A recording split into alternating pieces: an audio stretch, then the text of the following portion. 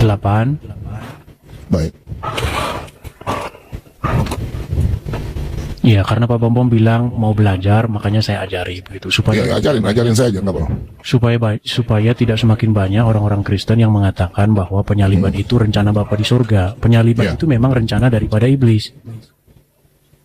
Tetapi sekalipun Silakan. demikian, justru lewat penyaliban itu rahmat Tuhan dinyatakan. Coba silakan. Yohanes 8 ayat berapa? Yohanes pasal yang ke-8. Sudah ketemu? Ayat berapa? Ayat. Kita mulai dari ayat yang ke-43. Sabar, Wira tolong buka ya. Ayat berapa? 43. Kita mulai dari 42 sampai 44.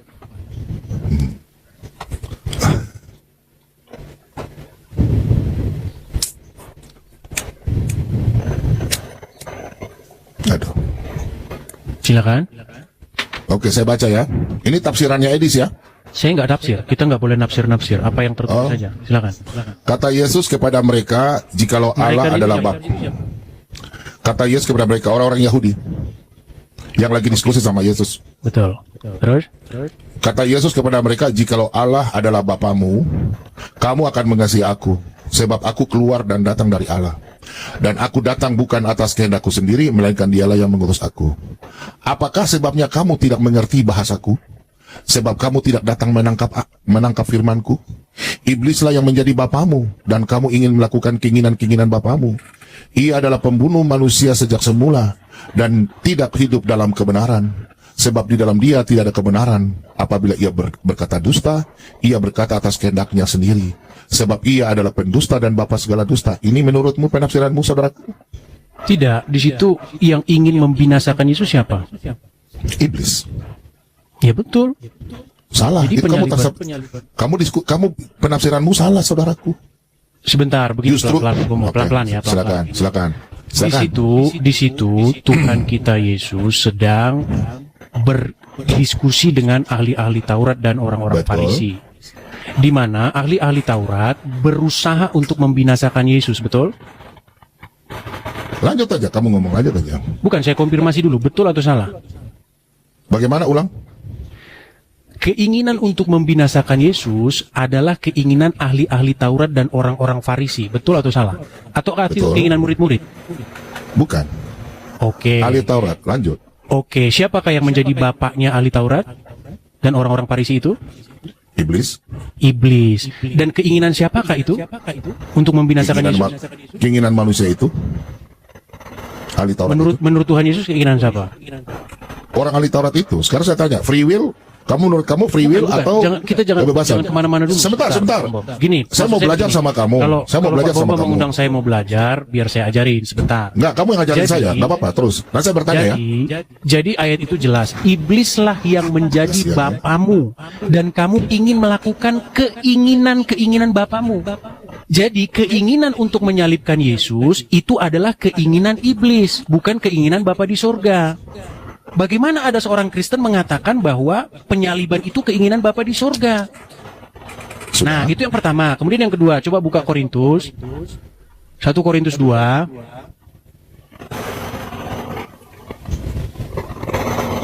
Sembilan. Bukan. Sudah? Ayat yang ke-8.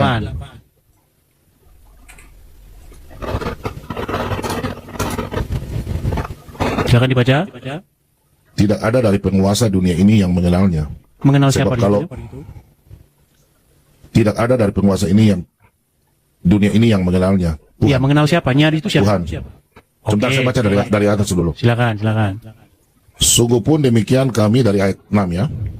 Sungguh pun demikian kami memberikan hikmat di kalangan mereka yang telah matang, yaitu hikmat yang bukan dari dunia ini, yang bukan dari penguasa-penguasa dunia ini, yaitu penguasa-penguasa yang akan ditiadakan. Berarti iblis ya.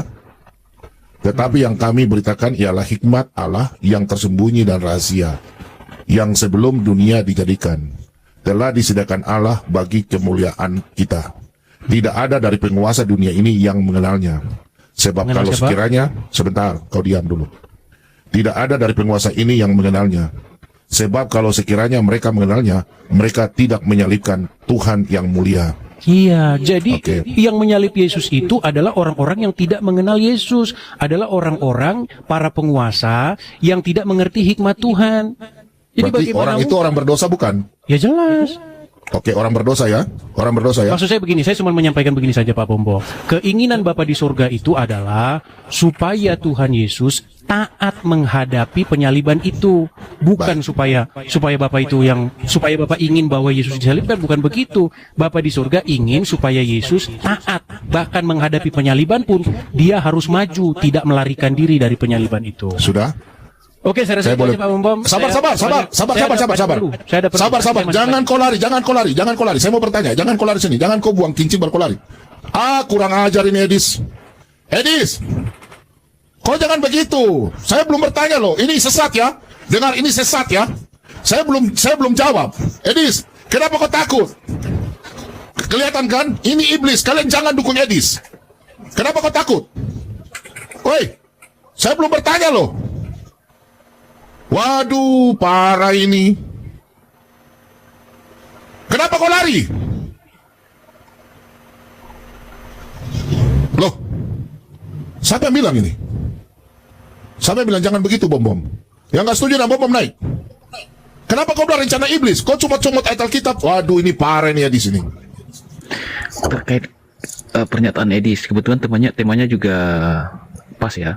Udah pas dengan sebenarnya gini Bang. saya itu yang saya mau tanya ke Luga nih, gimana menurut Silakan. Luga tuh gimana Apa? sih dalam sudut pandang Titanium gitu? Apakah itu Oke, karya Bang. iblis atau karya Allah untuk keselamatan itu? Oke Bang, setelah Titanium. Nabi, oke Bang, setelah Nabi menjelaskan, tolong diam dulu ya Bang. Santai. Ya, Silakan jadi Nabi. gini ya. Kan manusia itu udah berdosa. Yesus pun yang menyuruh ke bumi kan adalah Bapa, bukan iblis. Ya. Kalau iblis ingin menyalibkan dan membunuh Yesus, iya. Tapi tujuan utama dari Yesus ke dunia memang untuk disalib. Yesus berkata, anak manusia akan mati sesuai dengan yang tertulis. Tiba-tiba Petrus menarik Yesus, menegur, jangan terjadi hal itu kepadamu. Dijauhkan Tuhanlah kiranya penyalipan itu daripadamu. Tapi Yesus menegur Petrus, enyahlah iblis sebab engkau tidak memikirkan apa yang dipikirkan oleh Allah. Jadi kalau ditanya karya siapa? Ya Allah itu karya penebusan. Ini kan sebenarnya kita ini dijebak oleh Edis. Dijebak. Jadi dia bertanya setengah sehingga kita pun jawabnya setengah. Gitu. Iya, dia nanya setengah. Kalau Edis ngomong maksudnya begini dijelasin dari awal, maka tidak akan terjadi perdebatan. Tapi Edis kan dia membuat pernyataan setengah sehingga orang pun salah rangkap gitu loh. Jadi sebenarnya dua-duanya tidak ada yang salah. Tetapi yang salah adalah orang yang mancing-mancing. Siapa yang mancing dalam hal ini? Yang mancing si Edis. Edis lah yang membuat keributan ini. Gitu. Entah apa tujuannya, dan pada akhirnya kan dia mengatakan si Bom goblok. Secara kemanusiaan pun si Bom lebih tua. Nggak bisa juga ngomong kayak gitu. Sopan juga jadi orang, ya kan? Jadi menurut saya tetap kembali kepada penglihatannya si Selayar, Edis TV, Bom dan Sotiatul itu kami mendapatkan penglihatan mereka disiksa di neraka akan menuju lautan api. Jadi ketiga manusia ini nggak penting buat kami, dan pembahasannya pun tidak penting, itu pembahasan jebakan aja. Gitu, ngerti kan? Yang pasti Yesus itu juru selamat kami. Dia disalib untuk menebus dosa. Itu aja sebenarnya yang penting. Gak usah tanya. Itu kan sebenarnya pertanyaannya orang Islam. Dipancing sama Yusuf PI. Edis kejebak. Setelah Edis kejebak, Edis pun mau menjebak sama. Karena jebakan dari Yusuf PI itu kan sebenarnya dari orang Islam. Kenapa nggak dikasih hadiah kepada orang yang membunuh Yesus? Padahal Yesus sendiri sudah berkata, anak manusia memang akan pergi sesuai dengan apa yang ditulis, tapi celakalah orang yang melakukannya. Jadi ini sebenarnya bukan pertanyaan untuk dijawab, karena sang penanya juga memberikan pertanyaan jebakan, gitu. Jadi kita fokus saja bahwa Tuhan Yesus mati di kayu salib, mengampuni dosa-dosa umat manusia. Itu aja, titik. Ya. Makanya itulah akibat dari punya Tuhan tiga, jadi bingung kan? Itu akibatnya itu. Makanya janganlah punya Tuhan tiga, tapi dibilang satu. Kalau Bapa sendiri yang menyelamatkan kita, artinya Bapa itu apa? Betul-betul Tuhan yang Maha Pengasih. Dia yang menciptakan, dia yang menebus kita. Sampai sini paham? Tapi Paham, kalau Bapa yang menebus Rasul. kita bukan Bapa, artinya ada tumbal di situ. Iya. Tapi macam heboh sekali ini. Saya tidak dengar ini. Apa itu? Oh. Pak Superlim belum tahu dia Bang Billy. Kasih tahu dulu Bang Billy. Dari awal Bang Billy, jangan loncat-loncat. Jadi pertanyaan Islam dari dulu, ya penyalipan itu apa? Penyalipan itu rancangan siapa? Kalau mereka tanya penebusan itu rancangan siapa, jawabannya Tuhan Yesus. Tapi kalau penyalipan itu adalah apa? Itu berbeda penyalipan dengan penebusan. Karena di dalam penyalipan itu ada penebusan, itu yang benar. Penyalipan itu akal pikiran kejahatan manusia, sedangkan penebusan itu adalah karya Tuhan. Itu dua hal yang berbeda sebenarnya. Nggak boleh disamakan. Tapi ketika disamakan, terbentur. Terjebak. Kira-kira bagaimana Nabi 28? Paham nggak maksud saya? Paham. Mantap Rasul. Gas Rasul, gas. Jadi gini Pak Superlim, tadi pagi akun besar aku rungkat gara-gara aku salah paham. Aku pikirnya Pak Bom Bom yang bernarasi seperti itu. Ternyata Bang Edis. Terus aku udah kerasukan kan, makanya komalku rungkat, akunku juga kena PL 4 hari. Jadi kalau Pak, tapi paling tidak. Jadi yang bernarasi enggak, ini bukan masalah yang kemarin-kemarin, memang betul. Kemarin-kemarin Bang Suma kan bernarasi seperti itu, tapi yang heboh ini kan Bang Edis sama Pak Bom Bom. Ini yang mengeluarkan kata-kata seperti itu Bang Edis atau Pak Bom Bom gitu loh. Makanya saya bilang berapologet itu memperhatikan diksi kata. Penyalipan dan penebusan itu dua hal yang berbeda. Penyalipan itu adalah karya daripada dosa manusia, sedangkan penyalipan itu adalah apa? Cara Tuhan menebus kita. Itu dua hal yang berbeda. Terus yang bernarasi penyaliban itu karya iblis itu siapa? Pak Bom Bom apa Bang Edis? Edis. Oh, terus Pak Bom Bom narasinya apa? Tidak setuju. Dia bilang dari Tuhan. Kan cuma dua, kan nggak Tuhan setan. Jadi Edis pilih setan, Pak Bom memilih Tuhan. Aku tapi salah paling paham tidak, tadi pagi. yang pertama, di dalam kalau mengatakan bahwa penyalipan itu adalah rancangan setan, itu adalah hal yang tidak bisa dibenarkan dari sudut manapun. Artinya Bom Bom menang satu langkah. Walaupun orang-orang seperti Pak Bom Bom itu kalau debat dengan kita, bisa kita apa? Giring mereka bahwa bapamu adalah iblis, pembunbun manusia sejak semula. Jadi begini, memang pada semula itu belum dilakukan pembunbun. Tapi ingat, saya kasih contoh. Persinan itu bukan dengan melakukan, berpikir saja sudah bersinah. Betul Nabi? Nah, Tuhan sebelum dia terjadi penebusan, ternyata di dalam alam pikiran dia itu sudah ada rancangan untuk membunbun anaknya. Jadi, pembunbun yang sejati itu siapa? Bapaknya Tritunggal lah. Terjebak mereka kiri kanan. Makanya kalau mereka itu jangan pernah masuk di komal saya atau ada saya, terjebak kiri kanan mereka itu. Makanya orang-orang Tritunggal ini kebingungan, umat-umat kebingungan. Makanya coba buka Kejadian 6 ayat 5 dan 6. Coba dibaca Kejadian 6 ayat 5 dan 6. Bagaimana manusia itu? Sehingga karena kejahatan dosa manusia, manusia menciptakan hukuman penyalipan. Jadi kalau penyalipan itu karya manusia. Penyalipan bukan berbicara tentang penebusan. Karena di luar penebusan, penyalipan itu sudah ada. Jadi harus bedakan penyalipan dan penebusan. Ya, apalagi penyalipan di jalan tol ya kan? Mana penebusan itu ya kan? Disalib dia. Nah, di Jadi jalan sebelum tol Tuhan Yesus itu, Persia sudah melakukan, Kartago sudah melakukan, baru Roma. penyalipan di jalan tol. Jadi penyalipan itu adalah cara eksekusi pada saat itu. Itu adalah karya manusia, karya dosa manusia. Tetapi kalau kalau penebusan itu karya Tuhan, harus dibedakan. Setuju nggak kamu Nabi? Diskusi juga bukan hanya dengan jemaat, dengan pendeta pun, Bapak Budi Asali, di TikTok ini, dengan pendeta siapapun. Kalau Tritunggal pemahaman, sebab ada tertulis, ini merujuk ke perjanjian lama. Dimana kalau ini tentang pembunuhan gembala dan kawanan domba tercerai-berai, kan di sini tadi, udah pas. Domba-domba tercerai-berai juga, ini Zakaria 13 nomor 7. Ini malah kayak aku yang ngajarin Koera. Aku lebih Kristen daripada orang Kristen jadinya. Oke. Untuk memahami itu. Saya udah lihat linknya, pas lanjut abangku.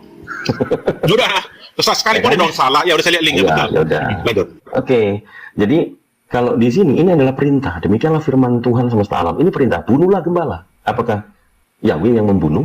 Atau bukan Yahweh yang membunuh? Kan itu yang diperselisihkan. Kalau Edis melihat, karena ini perintah bunuhlah gembala, Edis mengatakan, ini iblis yang membunuh Yesus. Itu. Karena di sini, Tuhan hanya memerintah. Siapa eksekutornya? Iblis atau Bapa itu sendiri? Ini terkait dengan penggoncangan iman tadi. Nih. Ini penggoncangan iman. Malam ini kamu semua akan tergoncang imanmu karena Gini, Bang. wahai orang-orang Kang Dito, Kang Dito, coba dulu ambil resum daripada Petrus akan menyangkal ini dari 30 sampai 35. Kira-kira kesimpulannya apa? Bukan mengarah ke sana, tapi abang ngambil satu ayat aja coba. Kalimat dari apa itu 30 sampai 35. Satu perikop loh yang abang ambil tadi apa ayat cuma 31 itu. Coba kira-kira abang ngambilnya gimana coba? Baik. Kesimpulannya. Akan tetapi sesudah aku bangkit, aku akan mendahului kamu ke Galilea. Ada kamu bangkit kan gitu. Kemudian Petrus menjawab, biarpun mereka semua tergoncang imannya karena engkau, aku sesekali tidak, kata Petrus. Yesus lagi ngomong, aku berkata kepadamu, sesungguhnya malam ini sebelum ayam berkokok engkau telah menyangkal aku 3 kali. Ini kan kaitannya dengan kisah cerita penyangkalan Petrus sampai ayam berkokok. Nah, Ini tidak nyambung dengan ayat 31 yang abang langsung pendingkan Allah itu membunuh Yesus apa? Ya, dengarkan. Makanya kalau dalam hal kritik teks mengarah kepada konteks. Tapi kalau tentang teologia, nih, aku di sini Bapak pencipta langit dan bumi, gembala di sini Yesus. Teologia ya. Tentang teologia Yesus. Tapi ini apakah Bapak beneran ini yang akan membunuh Yesus? Persepsi bom, prakarsa pembunuhan terhadap Yesus itu Bapak. Menurut Edis, aku di sini prakarsa pembunuhan kepada gembala Yesus ini iblis gitu loh. Coba kita cek sekarang, kita pindah ke Yohanes 8. Selamat sore semua saudaraku Islam. Yohanes 8. Begini dulu, saudara Kristen. Siapa ini? Aku, Alura, kau diam dulu. Muncungmu masih belum izin. Karena ini saudaraku Kristen, nggak bisa. Itu karena iblis. Kau diam dulu. Loh, Oh ini mau apa? Kau cuma mau ganggu orang diskusi, ngapain kau naik? itu memang karya iblis. Gak mungkin lah mati Yesus itu. Ya udah, karya iblis. Karena sudah tahu Tuhan karya iblis itu, makanya ada nubuatan di dalam Ulangan. Ya udah diam dulu kau muncungmu. Ini kamu belum selesai. Masalahnya bom itu mengatakan bahwa penyaliban itu karya Tuhan, karya Bapa, kehendak Bapa. Yang benar yang mana? Iblis apa bom? Saya jelaskan. Iya, enggak dulu. Bom salah berarti. Coba katakan kalau berani kau. Ya udah, biar Pak Elman dulu, Pak Elman. Kau ngatur-ngatur, goblok. Salah mengerti yang diartikan.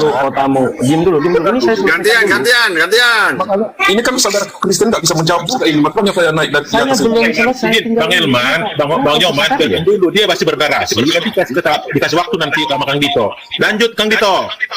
Iya, ini agak lain, baru naik. Nggak salam nanti dulu lah, orang lagi ngomong. Nggak punya adab kok rupanya. Ya, sama aja dengan adanya. Kau diam dulu bangsat. Di narasi Kristen. Dengar dong sama saudara Kristen supaya bisa melanjutkan menjelaskan. Ya, yang dilupakan Allah kerja iblis ini mau ingin mencelakai utusan. Makanya di dalam Ulangan akan kubangkitkan, itulah nubuatan Allah. Ya, itu teruskanlah saudara Kristen. Itu karya iblis itu nggak mungkin lah mati Yesus kalau nggak ada berencana, manusianya nggak suka sama Yesus. Diam dulu. Aduh, aku belum selesai nih materiku. Oke, berarti bom penyesat ya. Bom selama ini penyesat ya. Ya, poinnya nanti di sana.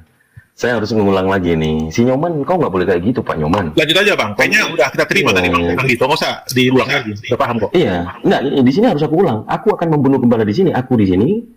Siapakah pembunuh manusia sejak semula itu? Nah, kata Yesus kan gitu tuh. Gimana tadi? Yohanes 8. Buka yang lain lagi. Nih, Yohanes 8:44. Iblislah yang menjadi bapamu dan kamu ingin melakukan keinginan bapamu. Ia adalah pembunuh manusia sejak semula. Dan tidak hidup dalam kebenaran. Sebab di dalam dia tidak ada kebenaran apabila ia berkata dusta. Ia berkata atas kehendaknya sendiri. Sebab ia adalah pendusta dan bapa segala dusta. Iblis ini juga bapa loh. Ini bapak iblis. Iya, bapak dusta itu. Yang di sini aku akan membunuh gembala. Aku di sini bapak atau bukan bapak? Atau tetap bapak juga? Lalu ini bapak yang mana? Bapak pembunuh yaitu iblis atau bapak pencipta langit dan bumi yang menginginkan membunuh Yesus? Begitu. Saya sedikit saja. Kalau mau keras-kerasan suara energi kita habis. Kan gitu. Jadi buat teman-teman Kristen, ini tempatnya kita dialek, diskusi untuk menambah wawasan. Kenapa Edis dan Bom berselisih tentang hal itu, gitu loh. Bukan tentang kita Islam mau ribut campur, justru kami lebih paham tentang teologi kalian semua. Apalagi saya, itu aja. Saya boleh sombong ya. Oke, lanjut, silakan bantahannya. Silakan Bang Nyoman, sama yang tadi. Saya dengan Kang Dito udah hampir mengarah sama. Kalau ada terbukti kita nggak usah bantah. Bang Nyoman mungkin ada mau klarifikasi dengan pernyataan Kang Dito.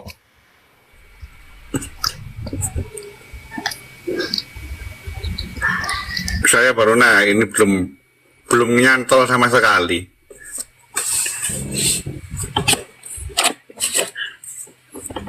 Tapi kan gini Bang, kalau kita ini kan bahasa Indonesia ya, mungkin kalau pakai bahasa Yunani mungkin lebih jelas mungkin ya. Nah, kita kan nggak bisa bahasa Yunani, tapi kalau mengarah di sini, kalau memang salah paham ya sudah, kita nggak bisa menurut iman kita aja toh, pemikiran kita gitu loh. Intinya kita tetap tertuju pada Yesus, kematian Yesus, bangkit pada hari ketiga, 40 hari dia naik ke surga, sudah gitu aja pada akhirnya.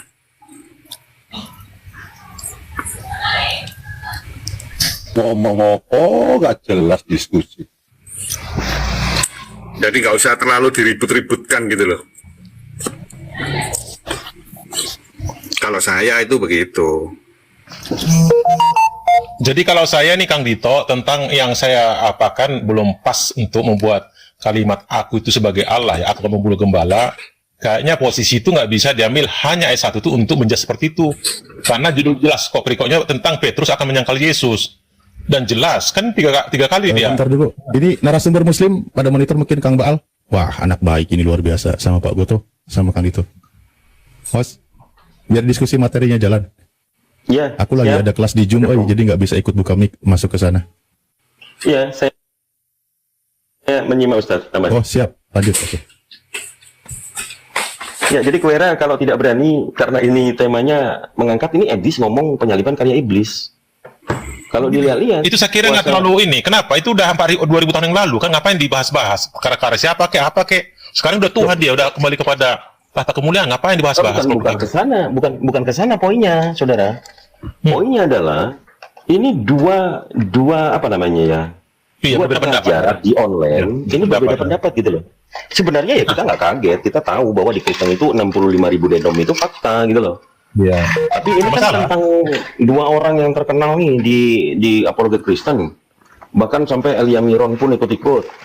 Kemudian kalau saya menanggapi abangku begini, kenapa dibilang Bang Edis, mungkin saya nggak nonton ya, cuma saya dengar-dengar pada Badari, saya nggak jarang nonton Edis ya gini. Kalau mengarah ke sana ada benarnya juga Bang. Contoh mengarah ke saya ke si Edis ya.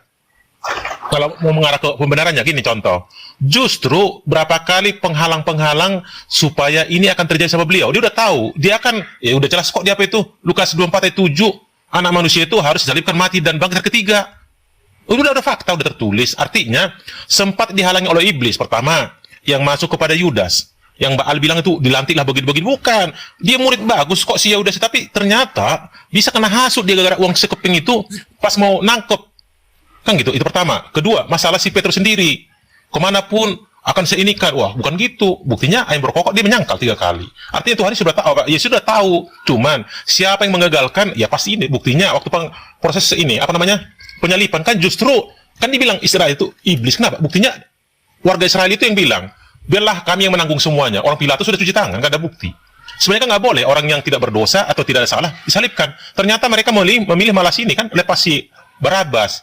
Karena saking kesannya lihat Yesus, kok dia bisa, kan salah satu yang paling parah kan, bisa 3 hari bait Allah ini runtuh dibangun, kan bingung kan, baru dia ngaku Mesias atau pokoknya apalah, jadi merasa ini pemfitnah, wajar harus dimetongkan gitu, jadi lepas tangan aja, yang eksekutor kan tinggal melaksanakan aja. Kenapa? Karena waktu Paskah itu kan ada seperti kita lah kemerdekaan, ada beberapa tahanan bebas ini, tapi karena timingnya pas di Paskah itu, Paskah itu bukan Paskah ya waktu kebangkitan Yesus ya, Paskah posisi bangkit dari keluar dari Israel itu jadi diperingatin. Ada beberapa penjahat-penjahat diampunin kesalahan, termasuk ini sisi Barabas itu harus masuk kutukan, dia harus disalib, dimetongkan. Ternyata dipilih orang rakyat Yahudi, ya itulah dia yang dimetongkan Yesus. Jadi yang membunuh Yesus itu bukan Kristen, di situ orang Yahudi karena nggak suka gitu, karena memfitnah ajaran mereka. Lanjut. Ya, kalau dibilang orang Yahudi yang membunuh Yesus, bukannya tadi udah dibahas sama Bang Baal tuh, salah satu murid itu yang disebut iblis.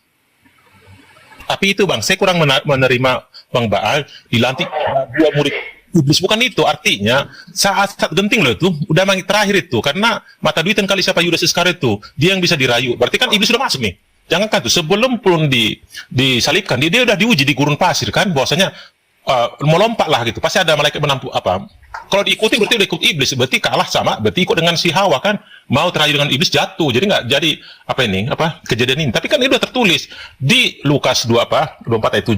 Anak manusia itu harus disalibkan, mati dan dikuburkan dan akan bangkit hari ketiga. Seandainya tidak hidup, tidak ada kata si Paulus yang di Roma 14 ayat 9 kali ya. Sudah jadi manusia, jadi Tuhan, itu aja kok. Tidak ada kata-kata aku melihat bangkit Tuhan, nggak ada. Padahal yang mati itu kan aslinya kan Yesus kan, tapi udah ngomong jadi Tuhan. Kenapa? Mau nyentuh aja nggak bisa. Jangan dulu sentuh aku sebelum aku pulang ke Bapakku. Berarti kan udah kembali kan, udah jadi roh kan. Lanjut.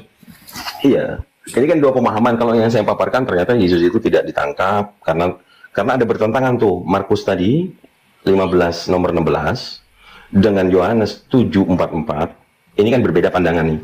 Yang satu bilang, betul. Kadang-kadang kita nggak bisa samakan antara Yohanes dengan Markus, sama juga bab lain. Kalau samakan, mendingan di merger aja satu kitab semua. Tapi intinya, golnya itu artinya bukan disamakan atau diserupakan orang lain, bukan. Itu golnya dia, buktinya ada. Ya sabar dulu, bentar dulu. Ini aku kasih dalil tambahan nih. Ya abang, lanjut. Kalau Yesus kemudian dikatakan menurut Bom nih, ini rencana Tuhan. Ya kan? Kalau penyaliban itu rencana Tuhan, maka Tuhan ini yang membunuh Yesus. Menurut Bom. Kalau menurut Edis, penyaliban ini karya iblis, karena semuanya iblis itu. Iblis awalnya merasuki Yudas, kemudian Imam Hayafas memerintahkan, padahal nggak ada hubungannya sama penyaliban untuk akhirnya dosa waris. Orang Romawi cuman eksekutor. Nah, sementara kalau diukur dari kisah bagaimana Yesus itu bermukjizat banyak sekali. Hampir mustahil kalau Yesus itu tidak dilindungi oleh Tuhannya.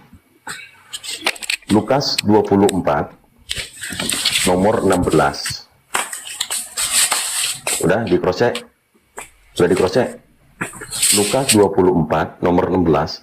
Tetapi ada sesuatu yang menghalangi mata mereka sehingga mereka tidak dapat mengenali dia. Ada apa ini Lukas 24:16 ini? Kenapa di tulisan Lukas, kisah pewarta ini, dia mewartakan Yesus ini dikatakan, tetapi ada sesuatu yang menghalangi mata mereka sehingga mereka tidak dapat mengenali Yesus. Kalau ini dilakukan waktu penangkapan terhadap Yesus, berapa persen Yesus selamat dari penyaliban? Gimana bang itu bang? Lukas 24 nomor 16. Tapi begini ya bang, itu nggak bisa kaitkan karena posisi itu kan Yesus kan menampakkan diri di jalan Emmaus gitu. Jadi perkara itu aja contoh, waktu dia bertemu dengan Adam sama Elia, dia kan harus berubah dulu jadi cahaya. Makanya muridnya bingung sendiri kan di kemah orang itu. Udah itu balik, tapi kasih tahu jangan sampaikan kepada orang jangan sebelum masih itu bangkit kembali. Artinya dia itu dikasih sendiri kuasa gitu loh.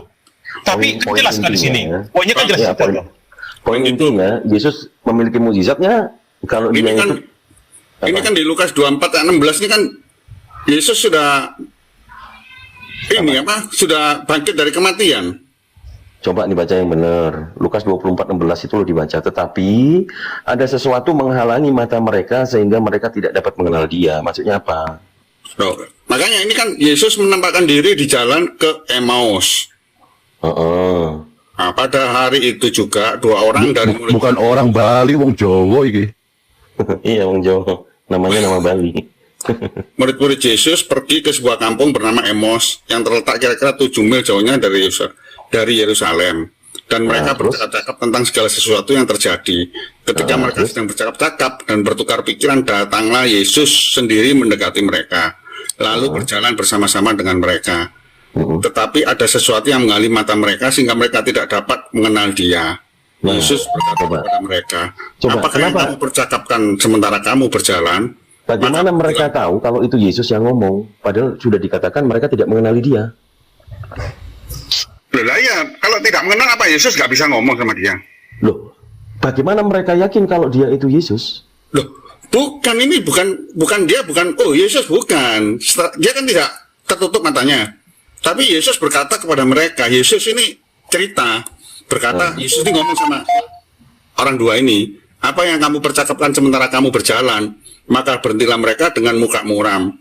Seorang dari mereka namanya Kleopas menjawabnya, adakah engkau satu-satunya orang asing di Yerusalem yang tidak tahu apa yang terjadi di situ pada hari-hari belakangan ini? Jadi nggak ada yang tahu kalau itu Yesus. Nah, kalau nggak ada yang tahu, kenapa penulis ini tahu? Loh, ya ini penulis kan memberikan narasi, abangku. Gimana sih? Itu nggak belum mau hidup. Ini ceritanya seperti ini, Bang. Aduh. Nanti ada tabrakan dulu. Ngapain itu ditabrak? Kok bisa terjadi ketabrakan? Sudah tabrakan kok ditanya lagi. Makanya dari mana penulis itu tahu kalau Yesus ternyata ngomong seperti itu? Padahal kejadiannya dua orang itu tidak mengenal Yesus, tidak mengenali. Lah ya, penulis tahu dari lalu iya tahu. Inilah kisah yang ditulis penulis, abangku. Jangan dibawa-bawa seolah-olah dihadiri setiap mana Yesus hadir, nggak boleh. Nah, ini kan Yesus berkata kepada mereka, apakah yang kamu percakapkan sementara kamu berjalan? Maka berhentilah mereka dengan muka muram. Seorang dari mereka namanya Kleopas menjawabnya, adakah engkau satu-satunya orang asing di Yerusalem yang tidak tahu apa yang terjadi di situ pada hari-hari belakangan ini? Apa yang terjadi? Mereka, apakah yang itu? Apa yang terjadi? Mereka, apa yang terjadi dengan Yesus seorang Nazaret? Ya, apa yang terjadi? Dia adalah seorang nabi yang berkuasa dalam pekerjaan di hadapan Allah dan di depan nabi apa Tuhan jadinya? Tapi apa Tuhan jadinya? Di sini disebut nabi, Bang, yang berkuasa dalam pekerjaan dan perkataan di hadapan Allah dan di depan seluruh bangsa kami. Tetapi imam-imam, Pak Nyoman. Jadinya menurut Pak Nyoman baca itu Yesus jadinya apa? Tuhan apa nabi? Dia adalah seorang nabi. Oh ya udah, bukan Tuhan. Bentar, yang berkuasa. Loh kok sebentar? Koma ini, Bang. Tak bacakan. Boleh kan bacakan? Iya. Dia adalah seorang nabi, yang berkuasa dalam pekerjaan dan perkataan di hadapan Allah. Dia berkuasa dalam pekerjaan dan perkataan di hadapan Allah. Tapi belum di. Dan di depan seluruh bangsa kami. Dia berkuasa loh, Bang, biarpun nabi. Tetapi imam-imam kepala dan pemimpin-pemimpin kami telah menyerahkan dia untuk dihukum mati.